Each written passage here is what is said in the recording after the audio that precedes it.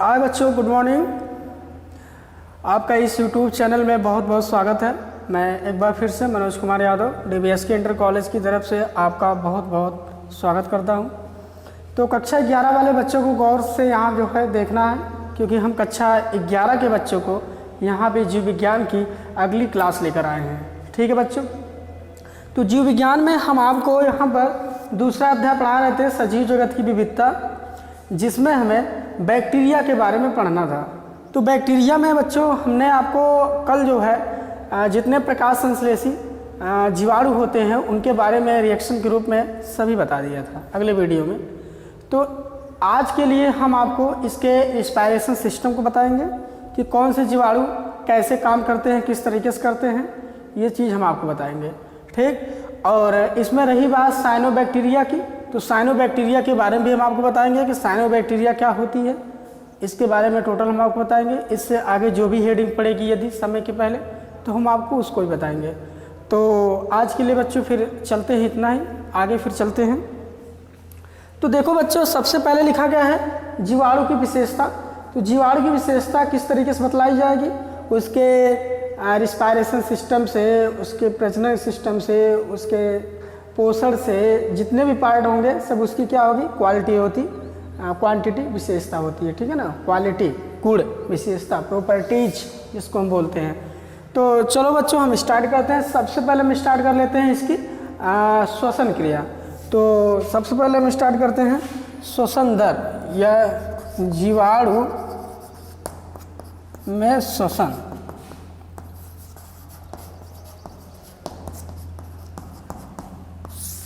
ठीक है, तो कहते हैं कि जीवाणुओं में श्वसन क्रिया 4 प्रकार से होती है। ठीक, अलग अलग जीवाणु अपना श्वसन क्रिया करते हैं। तो पहला तो जो हमारा होगा वो है आक्सीय श्वसन। आक्सीय कह सकते हैं, अविकल्पी आक्सीय भी कह सकते हैं। सॉरी, यहाँ ध्यान दीजिएगा, अविकल्पी आक्सीय आप समझते चलेंगे, कोई दिक्कत है नहीं। दूसरी चीज़ हमारा जो होगा अविकल्पी अनाक्सीय होगा। अविकल्पी अनाक्सीय, अविकल्पीय अविकल्पी अनाक्सीय। ठीक, और तीसरा जो पार्ट होगा वो होगा विकल्पी आक्सीय। ठीक, और चौथा पार्ट हमारा होगा वो होगा विकल्पी अनाक्सीय। तो बच्चों हमें इसी पार्ट को पढ़ना है। ये हमारे जो बैक्टीरिया होते हैं ये श्वसन क्रिया 4 तरीके से करते हैं। कितने तरीके से? 4, ठीक है, तरीके से। इनका जो ढंग होता है, मैनर होता है, वो 4 तरीके से होता है। ठीक, लेकिन एक ही बैक्टीरिया चारों तरीके से श्वसन क्रिया नहीं करेगा। इसमें अलग अलग बैक्टीरिया अपना अलग अलग जो है श्वसन क्रिया करते हैं। तो बच्चों ये इसमें बताना है, सबसे पहले ध्यान देना है कि अविकल्पी आक्सीय श्वसन करने वाले जो जीवाणु होते हैं ये किस तरीके से श्वसन क्रिया करते हैं, हमें ये देखना है। तो कहा जाता है, पहले नंबर में हम आपको समझाते के रूप में कहेंगे कि बच्चों इसमें जो बैक्टीरिया होगा वो बैक्टीरिया श्वसन की, मतलब ऑक्सीजन की कहेंगे वे बैक्टीरिया जो ऑक्सीजन की उपस्थिति में अपना श्वसन क्रिया करते हैं, उसे क्या कहते हैं? अविकल्पी आक्सीय कहते हैं। ठीक, तो यहाँ कहेंगे कि ऑक्सीजन की उपस्थिति में, ऑक्सीजन की उपस्थिति, समझ गए?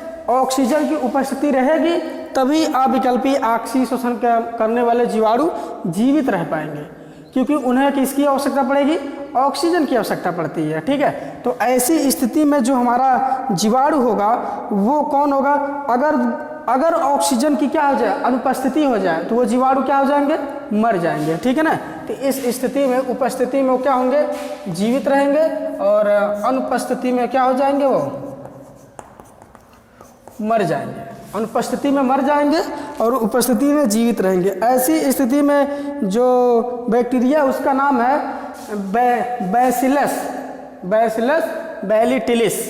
एग्जाम्पल में जो बैक्टीरिया का नाम है बैसिलस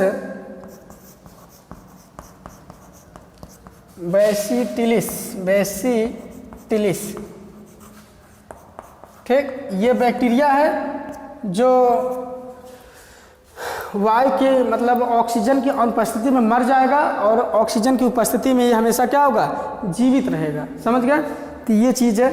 दूसरी चीज़ बच्चों में बताना है अविकल्पी अनाक्सी।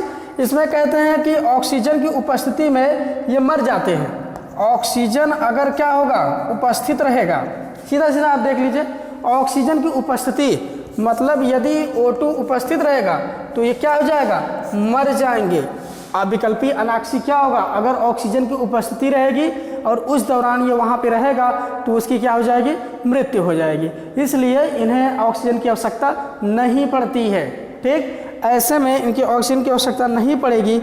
इसमें जो हमारा बैक्टीरिया होगा वो होगा क्लास्ट्रीडियम बोटुलियम,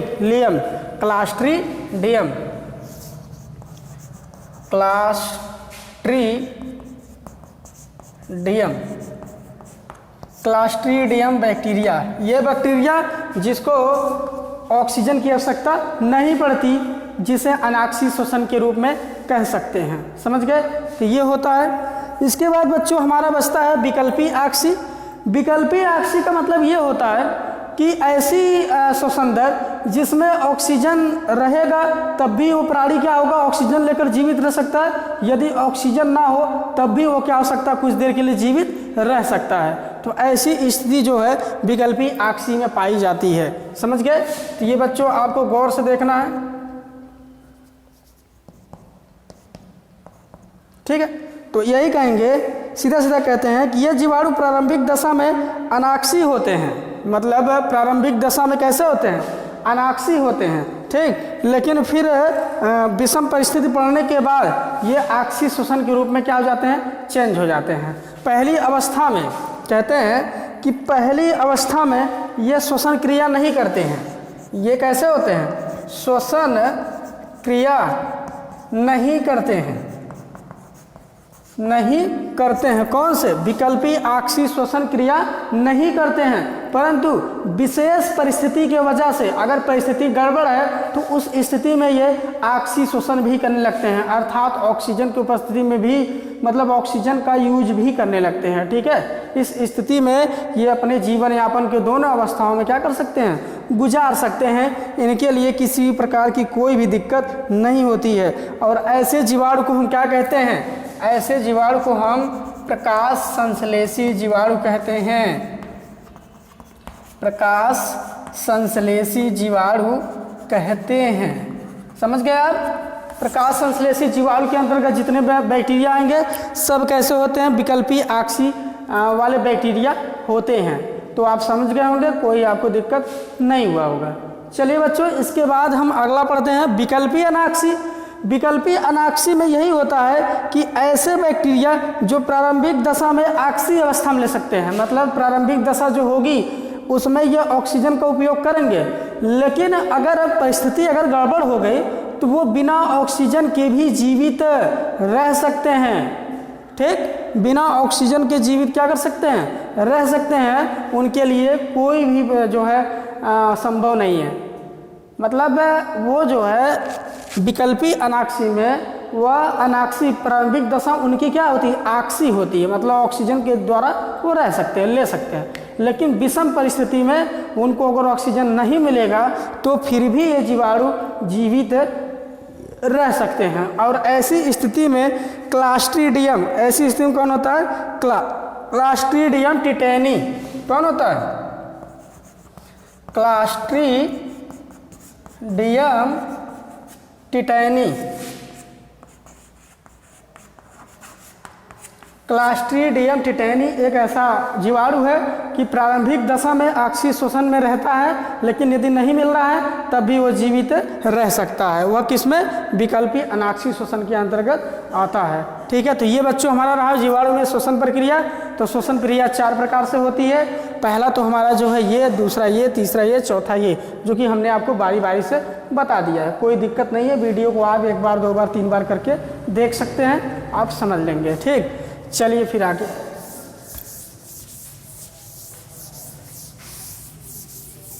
इसके बाद बच्चों हम लोग पढ़ेंगे यू बैक्टीरिया, जिसको साइनोबैक्टीरिया के नाम से जानते हैं।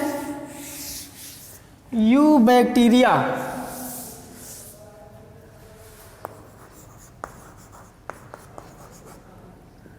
यू बैक्टीरिया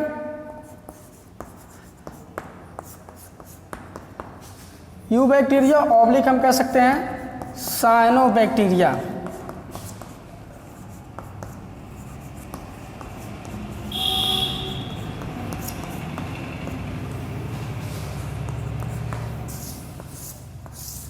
साइनोबैक्टीरिया या फिर हम कह सकते हैं यू बैक्टीरिया। तो बच्चों आपको ध्यान देना है कि साइनोबैक्टीरिया या यू बैक्टीरिया क्या चीज़ है। तो बच्चों साइनोबैक्टीरिया यू बैक्टीरिया एक प्रकार के नीले हरित शैवाल होते हैं। क्या होते हैं? नीले हरित शैवाल ही जो होता है वो यू बैक्टीरिया के अंतर्गत आता है, समझ गए। और यू बैक्टीरिया को हम भाई आप जानते हैं कि एक होता है हमारा यू बैक्टीरिया, मतलब ध्यान दीजिएगा, यू बैक्टीरिया जो होता है ये एक कोष की जीव है। कितने कोष की? एक कोष की जीव है, ठीक है। और यह भी बैक्टीरिया के ही अंतर्गत आता है। तो दो ही प्राणी हैं, एक तो जीवाणु, एक तो नीले हरित शैवाल। ये दोनों प्रोकैरियोटिक कोशिकाओं के अंतर्गत आते हैं, ध्यान दीजिएगा, ठीक। क्योंकि ये केंद्रक विहीन होते हैं। ये केंद्रक क्या होते हैं? विहीन होते हैं। इसे पूर्व केंद्रीय के नाम से भी क्या होता है? जाना जाता है। इसलिए इसे प्रोकैरियोटिक कैटेगरी में रखते हैं, ठीक है।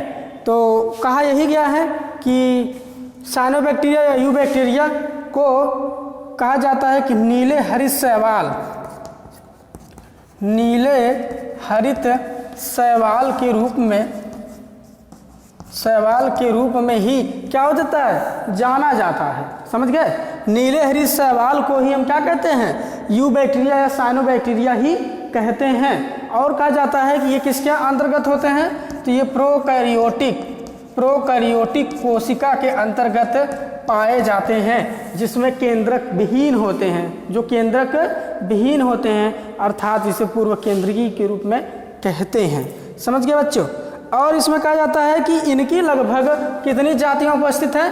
1500 जातियां ज्ञात हैं इस नीले हरित शैवाल के। कितनी जातियां ज्ञात हैं?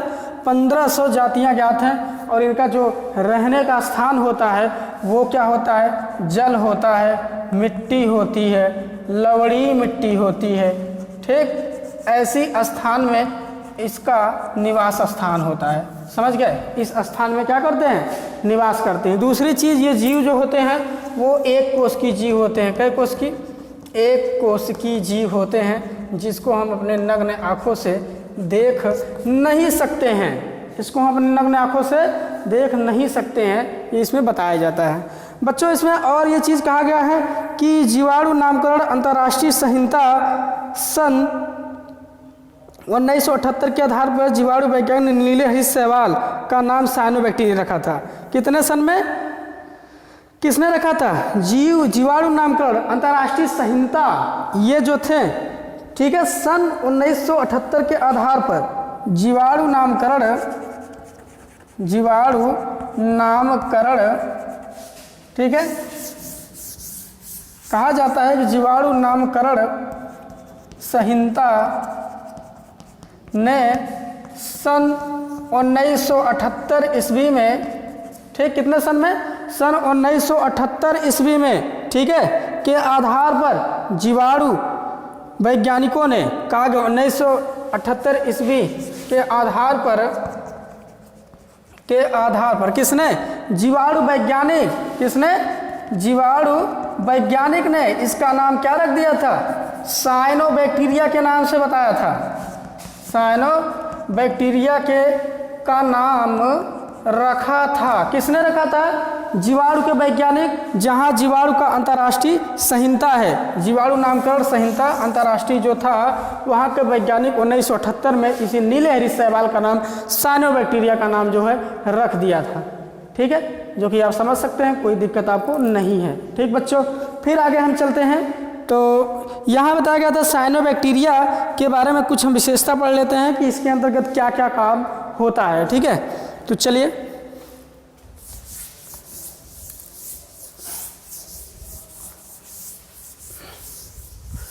देखो बच्चों, नीले हरित शैवाल की जो विशेषता होती है, पहली तो इसकी ये होती है कि साइनोबैक्टीरिया में, हमने आपको बताया है, साइनोबैक्टीरिया में केंद्रक कम विकसित होते हैं, कम विकसित होते हैं। पहली तो अवस्था इसकी ये हो गई कि साइनोबैक्टीरिया में केंद्रक क्या होते हैं, कम विकसित होते हैं। पहली तो विशेषता ये हो गई। दूसरी विशेषता इसकी है कि इसके कोशिकाओं का रंग जो होता है वो कैसा होता है, नीला। साइनोबैक्टीरिया की जो कोशिकाओं का रंग जो होता है वो कैसा होता है, नीला, और क्या होता है, हरा, दोनों मिलाकर उसमें पाए जाते हैं। ठीक है, जो आपको जानना है। अगली चीज़ बताया गया है कि इसकी विशेषताओं के रूप से इसका नाम फाइकोसाइनिन रखा गया है। इसकी इसी विशेषता के आधार पर इसका नाम जो रखा गया है वो साइकोफाइनिन रखा गया है, फाइनिन रखा गया है।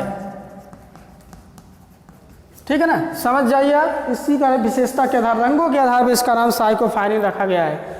दूसरी चीज़ बच्चों और ध्यान देना है कि इसके साथ ही कुछ मात्रा में फाइको, इरिथ्रिन, पर्णहरिम एवं कैरोटीन भी पाए जाते हैं। देखिए बच्चों, इसी साइकोफाइनिन अर्थात नीले हरित शैवाल की वजह से, नीले और हरे रंग की वजह से इनके अंतर्गत पर्णहरिम की विशेषता भी पाई जाती है। क्या चीज़, पर्णहरिम, और साथ साथ इसमें कैरोटीन की भी अवस्था पाई जाती है। इन दोनों किसके द्वारा, जब इनका रंग कैसा होगा, नीला हरा होगा, इसकी वजह से इसके अंतर्गत पर्णहरिम और कैरोटीन पाई जाती है। प्रकाश संश्लेषण के द्वारा अपना भोजन को क्या कर लेते हैं, बना लेते हैं। समझ गए बच्चों, तो ये अवस्था इसमें होती है।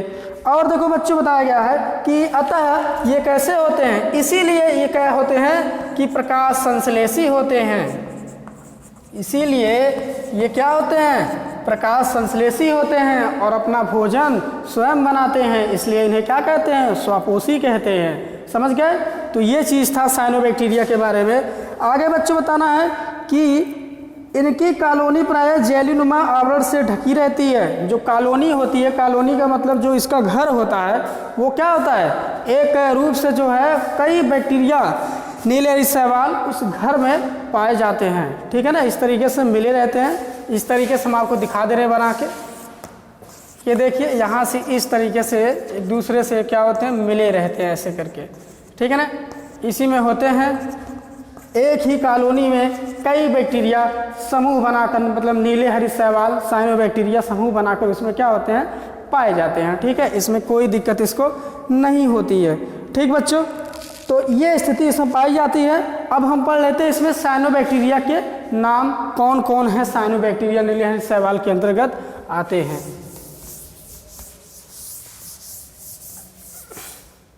तो बच्चों आप देख सकते हैं नीले हरित शैवाल में बैक्टीरिया का जो नाम होता है साइनोबैक्टीरिया, साइनोबैक्टीरिया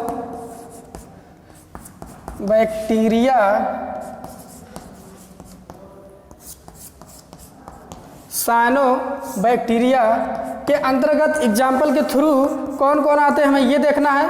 तो एग्जाम्पल के जो थ्रू माना जाता है वो हमारा पहला होता है नोस्टाक। क्या होता है, नोस्टाक। नोस्टाक, समझ गए। ये बैक्टीरिया नीले हरित शैवाल बैक्टीरिया की एक जाति है, प्रजाति है, जिसका नाम नोस्टाक है।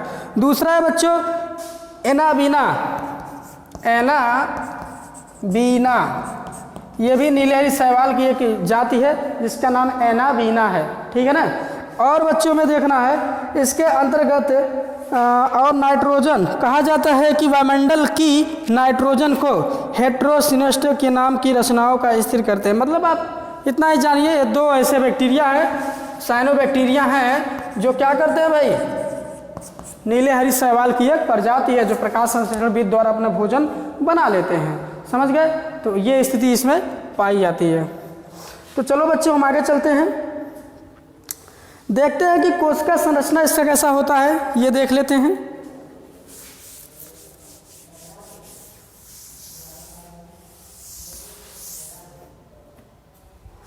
सामान्य परिचय इसका यही है, छोड़िए जाने दीजिए, इसके बाद हम लोग आगे पढ़ेंगे।